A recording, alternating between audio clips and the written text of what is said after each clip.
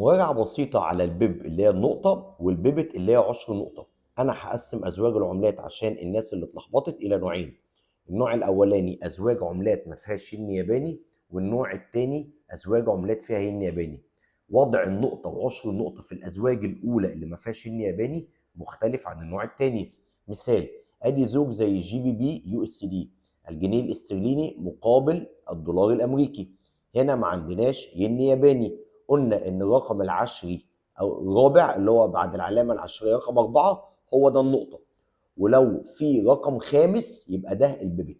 يبقى انا دلوقتي الرقم العشري الرابع في الازواج اللي ما فيهاش ين ياباني هو ده النقطه، والرقم العشري الخامس اللي ما فيهاش ازواج ين ياباني هو ده البيبت.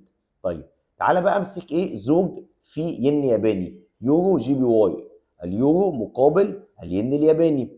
الرقم العشري الثاني هو ده البيب اللي هو النقطة، والرقم العشري الثالث هو ده البيبت اللي هو عشر النقطة. تمام كده؟